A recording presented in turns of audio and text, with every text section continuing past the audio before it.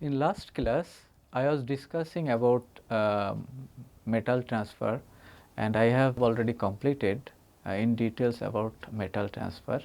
Today, I will start the effect of different process parameter on metal transfer first. After that, I will discuss about what are the different welding efficiencies generally used in welding technology in details. So, first of all, today I will discuss, before going to discuss about the effect of different process parameter on metal transfer, first of all we should know what is melting rate, how it's occur actually. So, this is the today's topics content, that is first I will discuss about melting rates. Why melting rate is required? Because melting rate means how much volume or how much mass of metal is transferred per unit time from electrode to workpiece actually. That melting rate also we should know in details. Then we will discuss about effect of different process parameter, actually different parameters, or we can say process parameters, or we can say operating parameters on metal transfer. Then we will discuss efficiency of welding, different types of efficiency of welding. So, first of all we will discuss about melting rate. Generally melting rate, that what I have already told you, that means melting rate means how much mass of metal transfer per unit time from electrode to workpiece. Generally electrical resistance heating of the electrode by welding current affect this electrode melting rate L1. So, here one thing you keep it in mind, that electrode melting rate is highly depends on, mainly depends on, or we can say mainly depends on welding current. Apart from this thing, it's also depend on length of stick out and other parameter, but that their effect is marginal, that or means comparatively very less than welding current. That's why here I am discussing that means how the melting rate dependent on welding current. Here melting rate can be represented which is like, that is melting rate means m dot r, that means m for ms stand for melting, r stand for rate. So, melting rate is equal to A into I and B L into I square. That means it depends on, highly depends. That means from here itself you can say it is a function of current, and it is a function of currents itself. From here itself you can say, that means A into I means I stand for current, and A is generally anode or cathode constant of proportionality for heating. This A constant, generally this A constant depends on electrode material type, its type of polarity. Then it also depends on generally emissivity of the electrode, that means how much emissivity of the electrode are there. So, this A is generally is a proportionality constant. Similarly, this B is also a proportionality constant, but this proportionality constant for electrical resistance heating, and it also include the electrode resistivity. That means this proportionally constant B generally for electrical resistance heating, and it include the electrode resistivity also. Where L is called, this L, this melting rate is another parameter dependent, that is called length of stick out. This is L is called length of stick out. Here you should know what is length of stick out. Length of stick out means, in case of MIG welding, or we can say in case of MIG welding,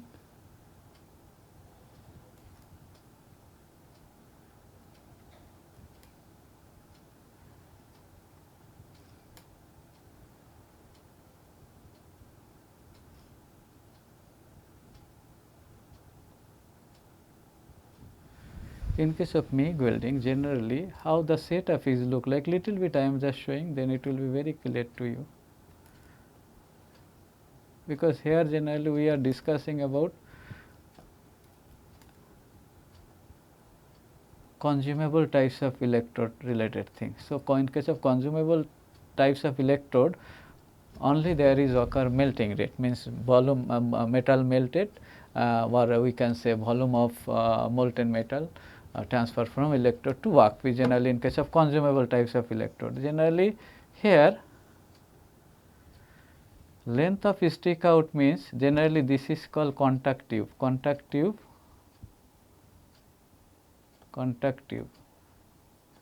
With this contact tube, this power source cable is connected. Through this contactive current is flowing from power source to electrode, and through electrode to arc, and through arc to workpiece, like this types of thing generally. So, this is generally called contactive, and this is generally called consumable electrode. Consumable, this is actually electrode, electrode. So, what is generally called length of stick out? Length of stick out means from the tip of this contactive how much electrode is extended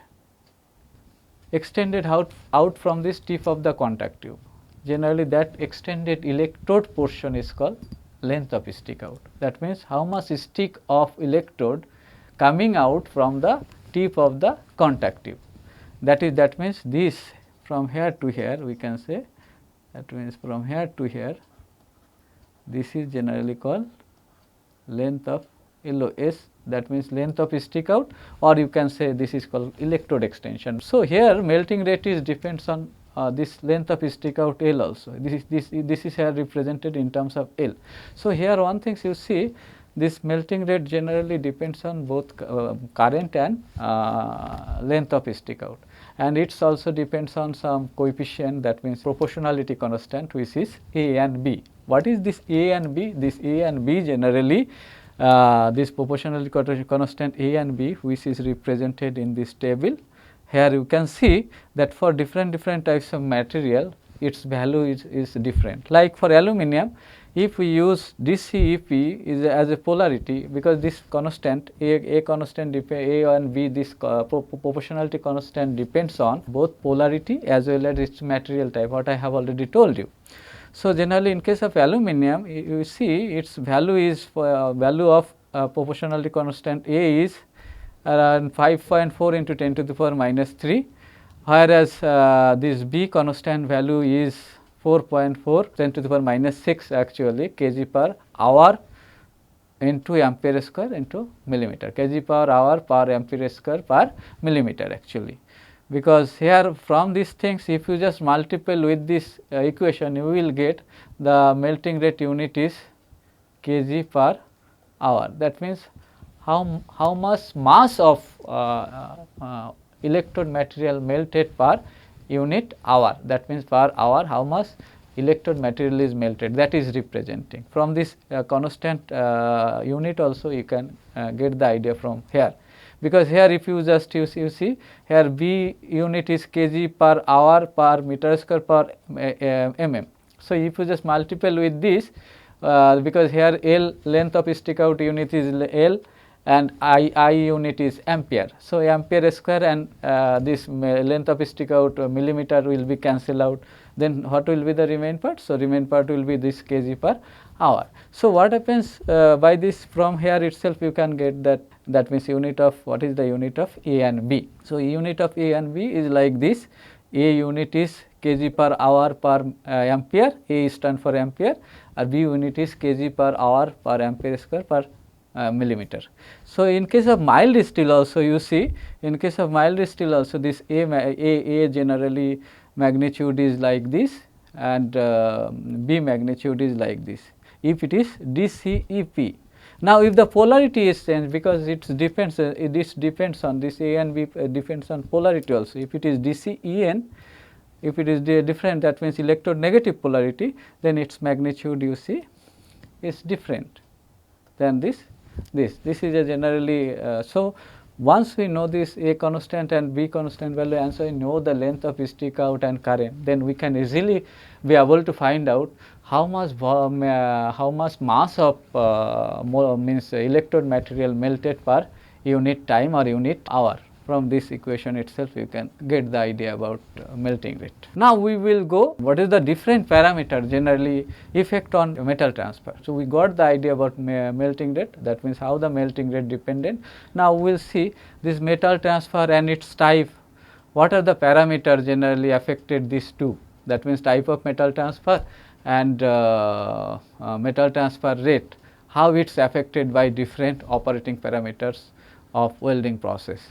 Generally, this drop transfer depends on different operating parameters. Here like it depends on arc current, it depends on arc length, it depends on type of polarity, it depends on electrode material type, it depends on electrode extension, and it depends on shielding gas also. So, one by one I will discuss in detail what is the effect of this different operating parameter or welding parameter. One, metal transfer rate, that I will discuss. So, here one thing you keep it in mind, what I have already shown in last slides, that is melting rate is proportional to current. So, we can say higher the current, higher the melting rate. And another things also we can say that with DCEP, DCEP means more melting rate taking place, definitely with DCEP. So, DCEP means if it is positive, then electron bombardment will be taken place on electrode. That means here we can say that around 70% heat generally generated in case of electrode. So, more material will be melted. So, more metal transfer rate, that means rate of metal transfer also will be increased. So, generally for compared to DCEN with DCEP we get more metal transfer rate. And apart from this thing, it's also we have seen that metal melting rate also depends on length of sticker. It is also you observe that melting rate generally is almost proportional to, that means directly proportional to length of stick out tail. So, if the length of stick out increases, then melting rate also increases. So, we got the idea what it is called type of polarity, then electrode extension and current generally affect the melting rate, or you can say metal transfer rate. That idea we got from here. Then we will discuss about all other things, that means how the voltage, how the shielding gases, how the electrode material affect the melting rate, that also I will discuss in detail in subsequent slides. So, first of all I will discuss about arc length and current. With the change of current and voltage, how the metal transfer rate changes, that I will just discuss first. Here one thing you keep it in mind, what I have told you, that means with increase of current generally melting rate increase. So, generally metal transfer rate also increase. Why it is increase? Generally with higher current burn off rate, that means higher current more heat is generated, and generally because from Joule heating you know that idea, that means resistance heating from you know the idea that more burn of material is taken place. And apart from this, due to high electromagnetic force for high current, generally pinch effect is more. Due to this pinch effect means rapid drop transfer, that means rapid drop transfer is occur, that means drop transfer rate also increases. So, generally what we can say, if we just draw the relationship between this current versus drop transfer, then you will get the very good idea from here. Let this is current in ampere, and let this is drop transfer rate, actually drop per second. We can say that drop transfer rate generally varying with increase of current. It has observed with increase of current generally drop transfer rate increases. Let us for a particular voltage V1 we are getting drop transfer for a particular welding voltage, how the drop transfer per unit time varying, that we can got with varying with current, that we can got from this curves. That means it is generally proportional, it generally with increase of current, increase of drop transfer rate. Now, let us for another voltage, if the voltage will change, then generally if the voltage will change, then this let us another voltage also, if the voltage change, then what happens, this drop transfer rate also will change. How it is? Because what happens here, one thing you keep it in mind. So, for a particular current from these two curves itself you can got the idea, for a particular current generally the rate of drop transfer for a particular current, let us for a particular current I, the rate of drop transfer let us R1 and R2, and one thing you can easily observe for Rn, that means for a particular current, if the voltage changes, then the drop transfer rate also changes. What happens here, generally what will be the things here? Here always keep it in mind, here V2 generally greater than V1, always keep it in mind, V2 greater than V1. Why it is? Generally with high voltage, with higher voltage generally, lower the melting rate, metal transfer rate, with generally lower voltage. This is generally for lower voltage than this, what is called V1, that is lower voltage, generally melting rate is higher. Why? Because generally higher voltage means arc length is increases. Higher the arc length, higher the voltage. What we that I have already discussed. Again I am just little bit telling. Generally voltage is equal, from Ohm's law we know voltage is equal to V is equal to I into R. That means voltage is directly proportional to R. That R is generally proportional to length by cross sectional area of the arc. So generally higher the length of arc, higher the voltage. That idea we are getting from Ohm's law itself. So generally higher the arc length, if the length higher the arc length, then heat loss is more. Due to this more heat loss, generally what happens, the drop transfer rate generally decreases. So the rate of drop transfer rate is less because more heat is losses for a particular current. Generally, so more heat is losses for a particular current. So that's why generally what happens, that for higher voltage generally melting rate is less. So if for less melting rate, generally what happens, heat loss is more due to this high arc length, heat loss is more. So due to this lesser heating, less melting of pillar material will be taken place. So less rate of metal transfer will be taken place. So from here what idea we got? That means with increase of current, drop transfer rate is increased, but with increase of voltage, due to increase of voltage means higher arc length. So higher, due to this higher arc length, as the heat loss is more, due to that what happens, drop transfer rate also is less. So for higher voltage generally drop transfer rate is less. That idea we can get from here. So general drop transfer rate, so what are the parameter it depends. So among these, about three parameter I have already discussed, that is length of stick out, current and voltage. Among these generally current and length of stick out directly proportional generally with drop transfer rate, whereas this voltage is inversely proportional with drop transfer rate. Now we will discuss about another parameter, that means polarity. Here always we should keep it in mind. So current, higher melting rate we have seen. Now we will see what is the effect of polarity one, metal transfer rate, as well as type of metal transfer. Here one thing you keep it in mind, generally polarity have significant effect also in metal transfer type as well as its metal transfer rate. What happens, generally DC EP polarity generally is good for consumable types of electrode. Why it is good? That what I have already discussed in details, because in case of DC EP generally we can get a stable arc as well as stable metal transfer. Why it is, that I have already discussed. In case of DC EP with argon atmosphere, generally argon gas have a very good plasma property. This argon gas plasma property gives better types of characteristics of metal transfer. Why? That's little bit I will discuss in subsequent slide in details. Type of metal transfer means generally by using DCP you can get globular type of metal transfer, you can get spray types of metal transfer.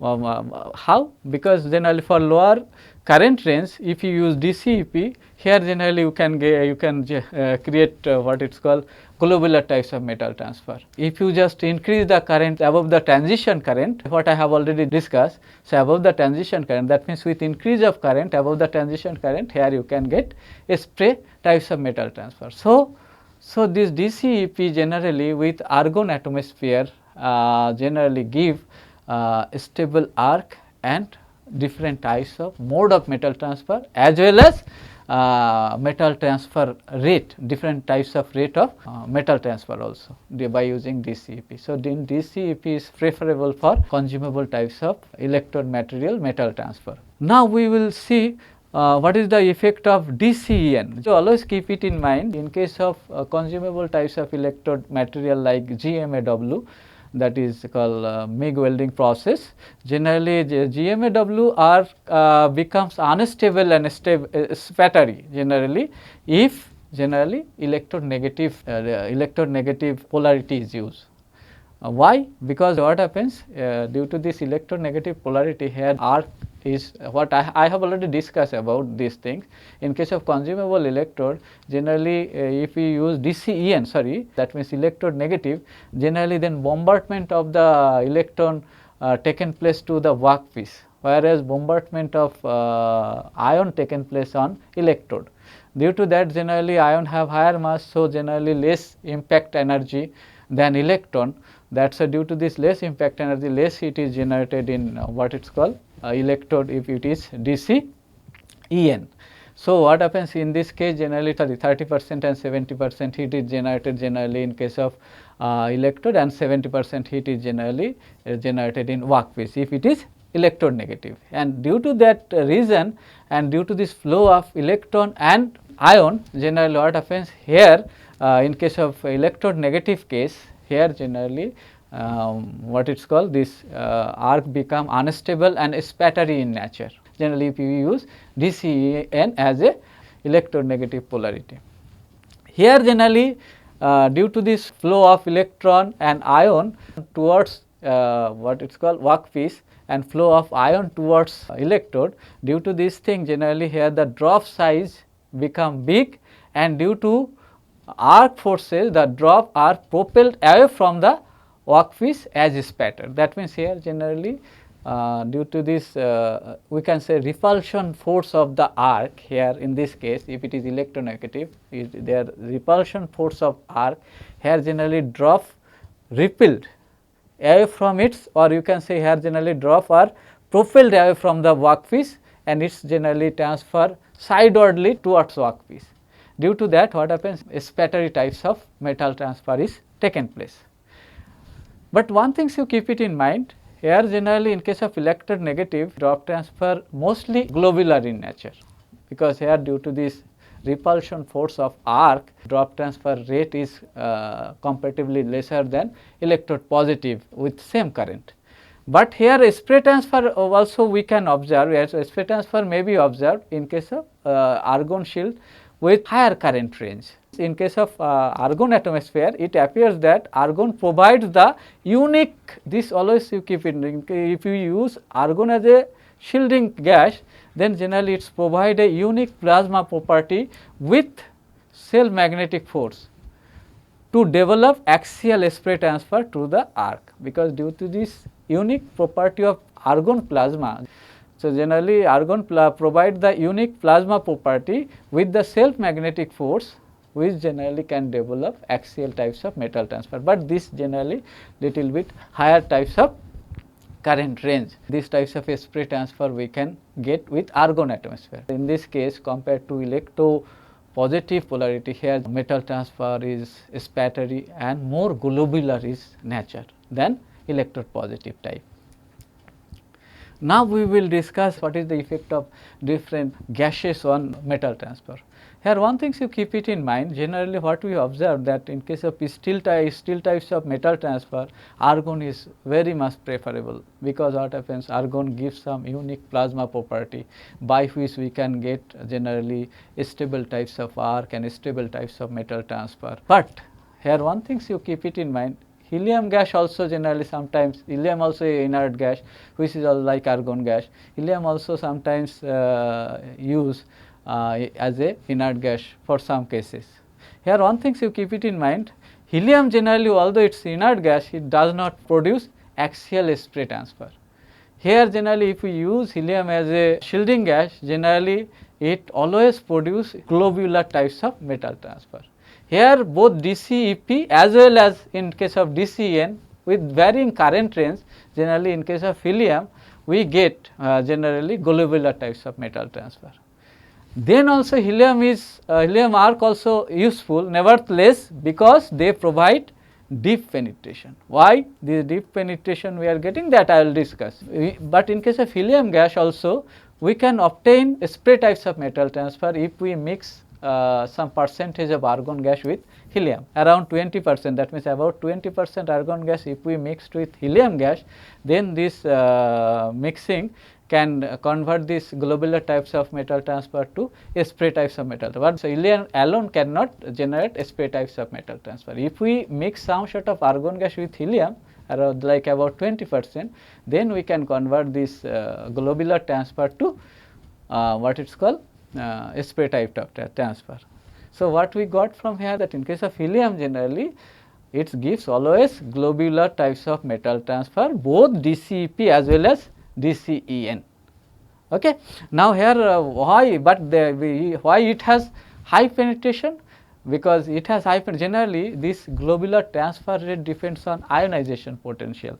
Generally, why compared to argon, helium drop size is more, because this is happened because why the drop transfer rate in case of helium is less, that also little bit you should know. Generally, here one thing keep it in mind, this drop transfer rate also depends on ionization potential of the gases.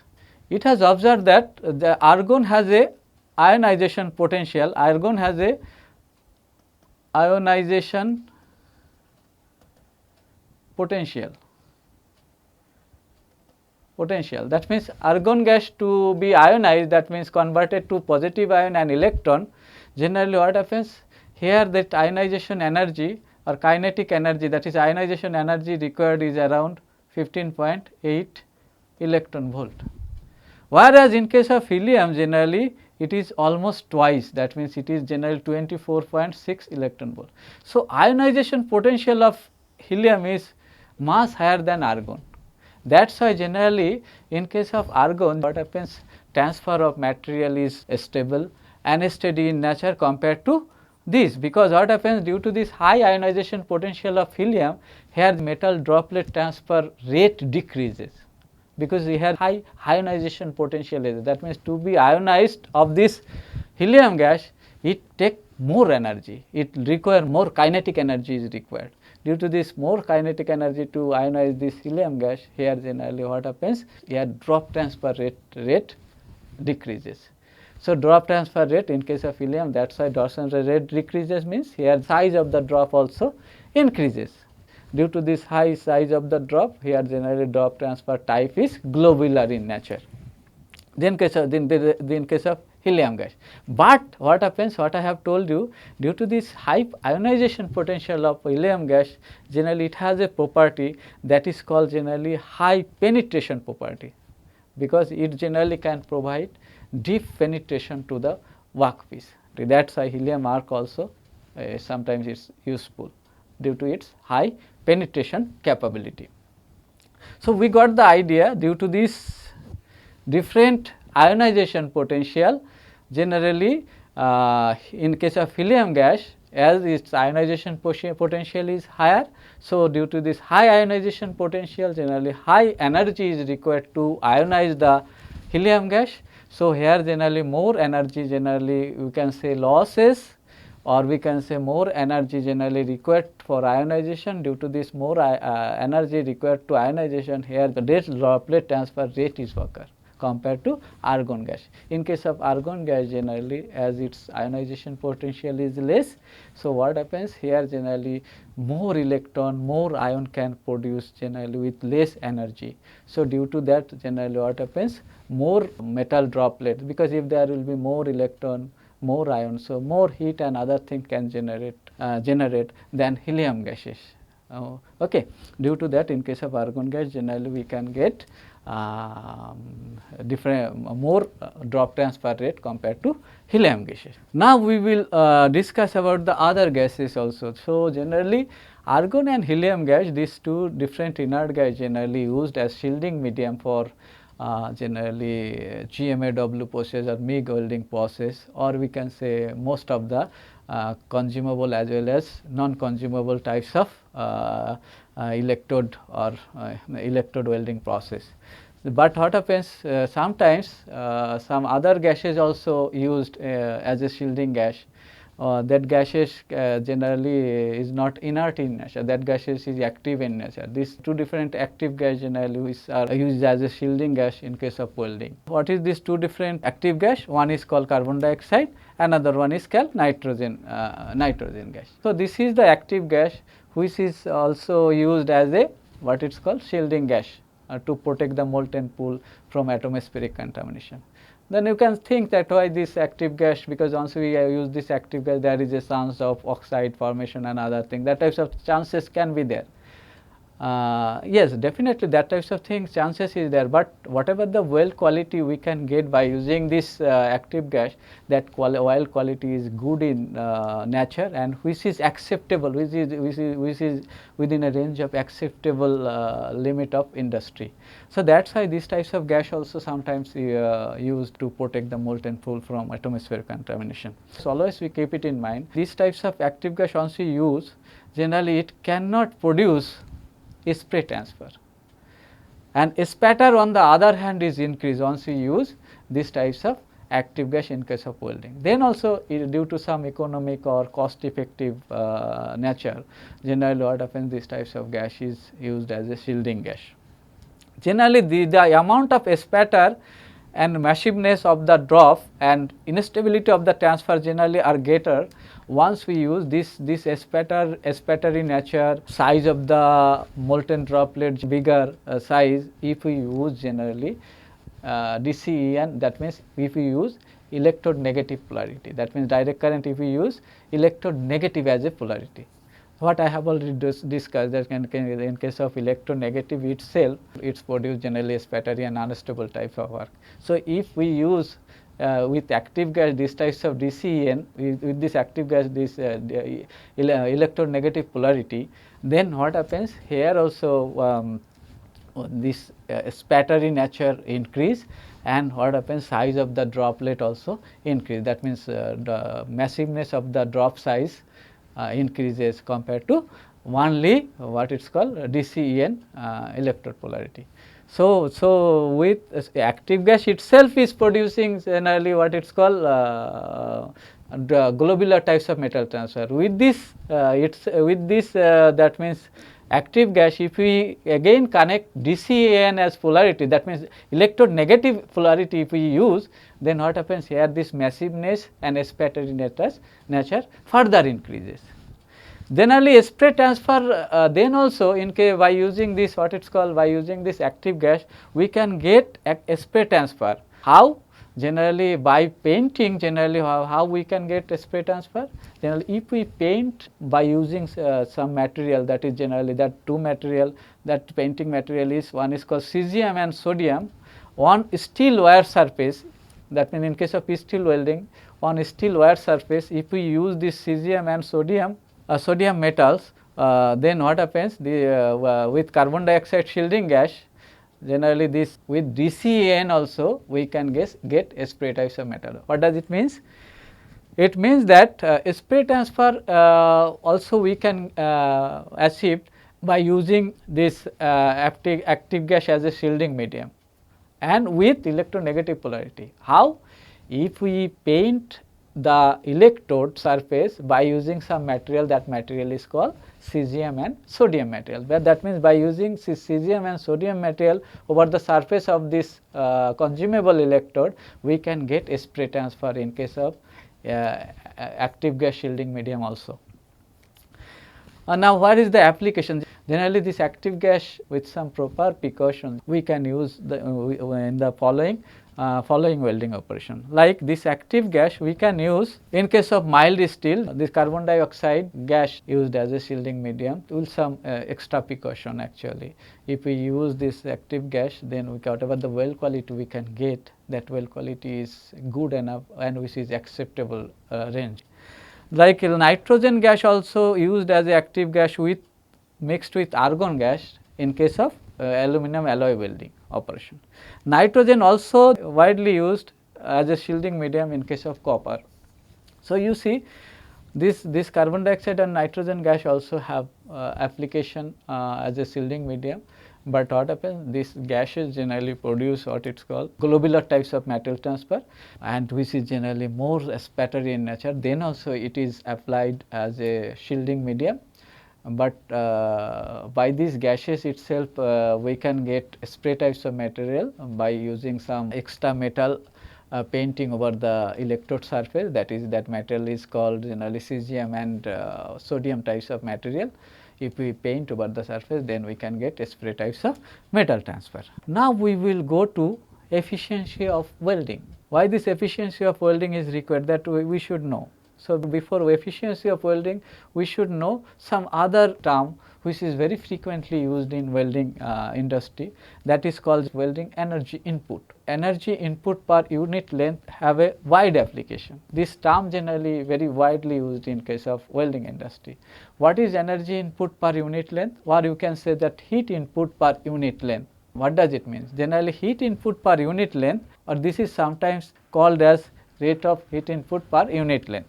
So, here generally the energy input per unit length is represented by generally H, which is generally represented by H, which is generally power by welding speed. Generally V is called welding speed, and this is called power, welding power, and this is called generally welding traverse or transverse speed, transverse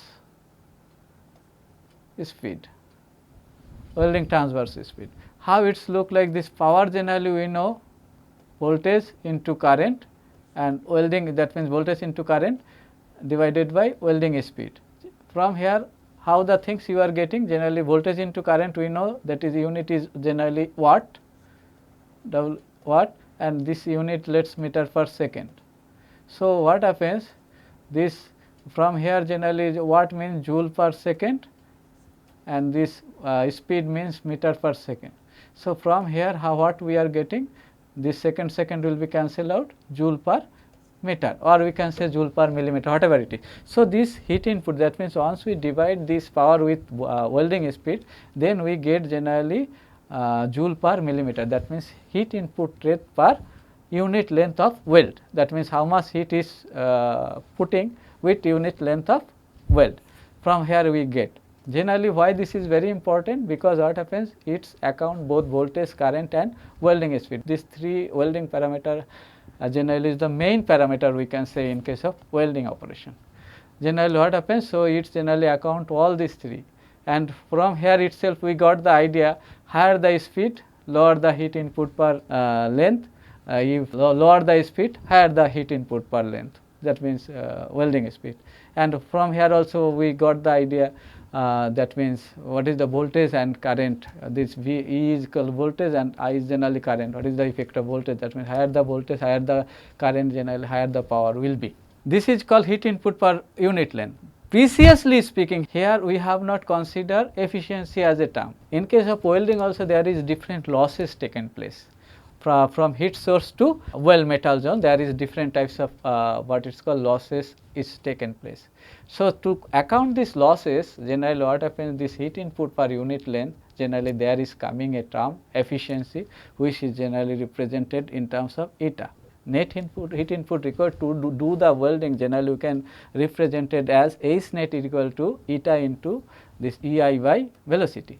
This eta is called generally efficiency.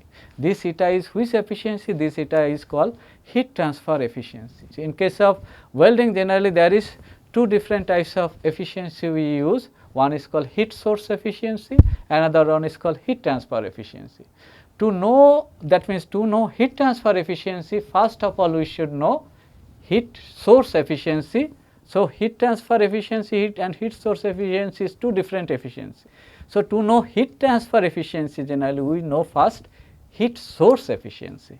So, that is why generally in case of welding there is two different types of efficiencies used. One is called heat source efficiency, another one is called melting or heat transfer efficiency. These heat transfer efficiency generally used in case of net heat transfer actually. So, to know this heat transfer efficiency, first of all we should know heat source efficiency. What is heat source efficiency? Heat source efficiency generally can be represented like this. What is this? That we should know. Generally for a particular voltage and particular current, we can say heat source efficiency, this I am representing by it Hs actually, eta Hs, heat source efficiency. It is generally equal to, we can write as heat transfer from heat source to workpiece and divided by nominal heat transfer or you can say nominal heat transfer or heat supply, nominal heat transfer or heat supply from the power source, from the power source. That means heat transfer from heat source to workpiece divided by nominal, actually this is nominal heat transfer or supply from power source to workpiece. What happens? Let this is a power source. How the heat is transferring? Here there is arc, and after that this is generally power source. So, this power source generally supply a voltage and current. So, that this power source generally supply voltage and current. So, from here generally current hits go. So, what happens? We get some welding voltage and welding current on the electrode. So, from this power source whatever the welding voltage and welding current we are getting, due to this we get some power, or we get some heat. Let's we get some heat here, that heat does not deposited to the workpiece. Here generally some sort of heat loss is taken place. To account this heat losses, that means whatever the heat supply from the heat source to workpiece, in between generally there is occur some heat losses. How this heat losses is occur? This heat losses is occur due to conduction, due to this resistance of the wire, due to this arc gap. There can be conduction, convection, radiation. Due to these different types of phenomena, there is occur some heat losses. So, due to that what happens? All the heat is not transferred from arc to workpiece. So, some heat is losing in arc itself, and rest of the heat generally supplied to the workpiece. So, that's why here this is given how much it is depositing in workpiece divided by how much it is supplying by the what it's called power source.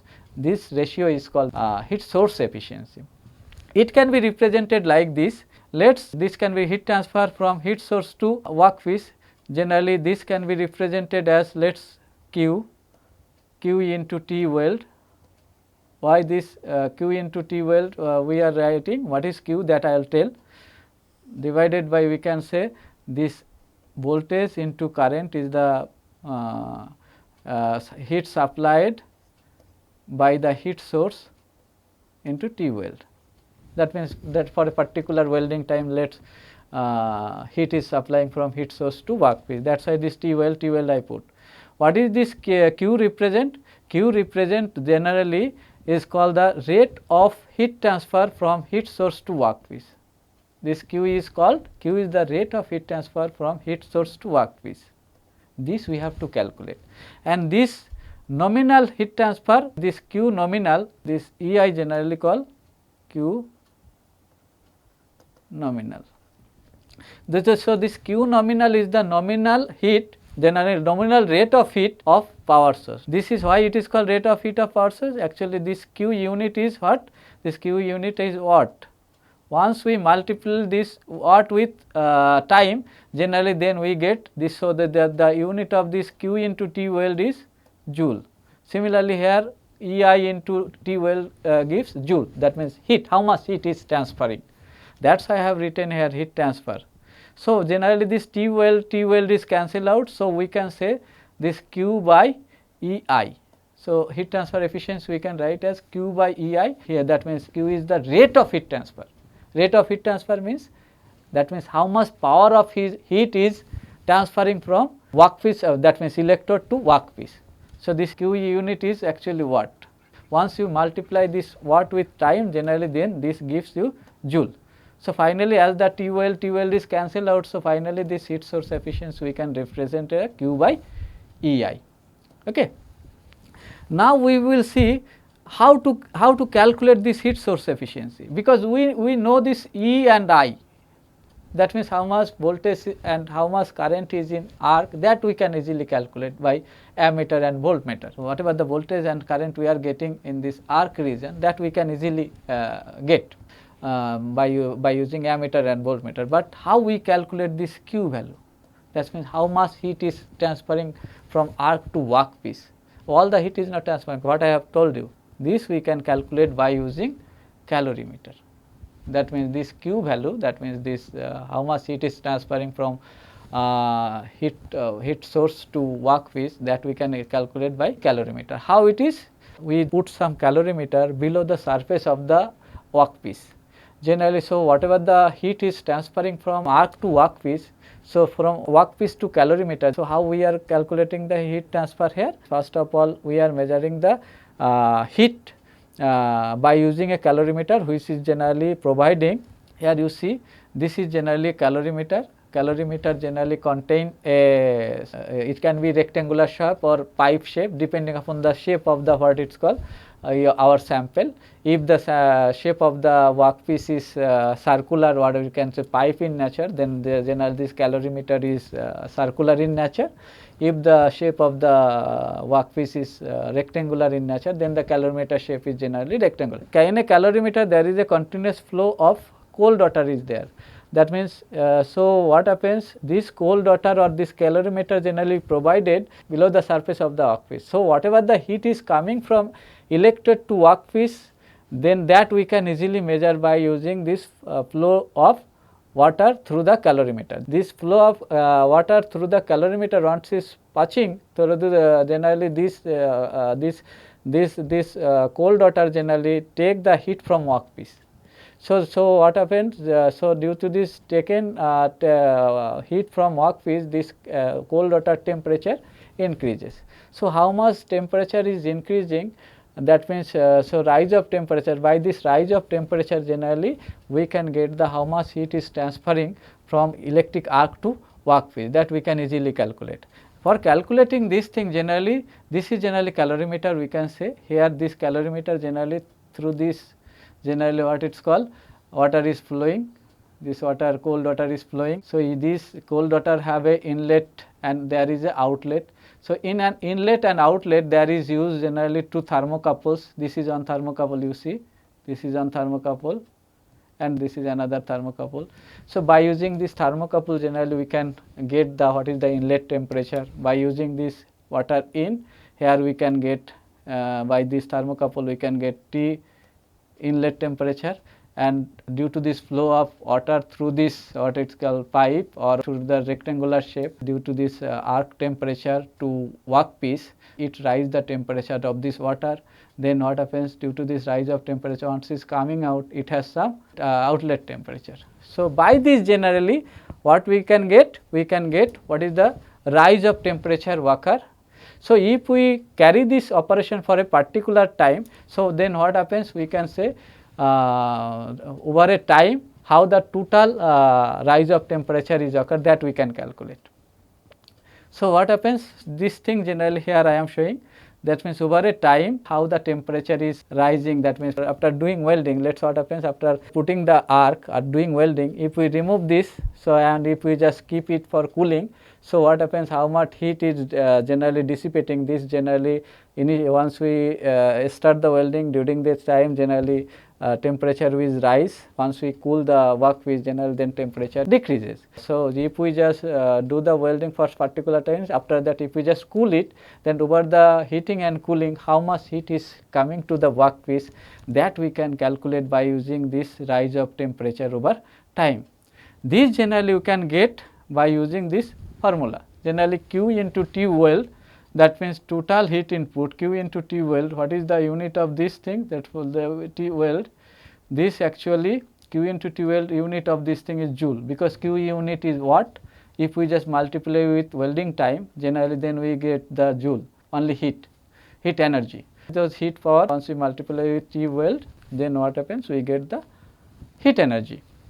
This heat energy we can represent integration of 0 to infinity, that means WC into T out minus T inlet dt, okay, over the time dt. For this what is W? This W generally represent as mass flow rate. This W, from here we can get this unit, how the joule unit is coming. W unit generally is mass flow rate, that means kg per, this is the W means kg per let's second, and C is the specific unit we know, joule per kg Kelvin, and so if we just multiply with this thing, what we get? So here generally kg per second into joule per kg Kelvin into, let's what happens, this T well, T out and T inlet is generally what is the unit of this thing? This unit generally Kelvin, and dt is also there. This dt actually multiplication of dt is there, into dt is there.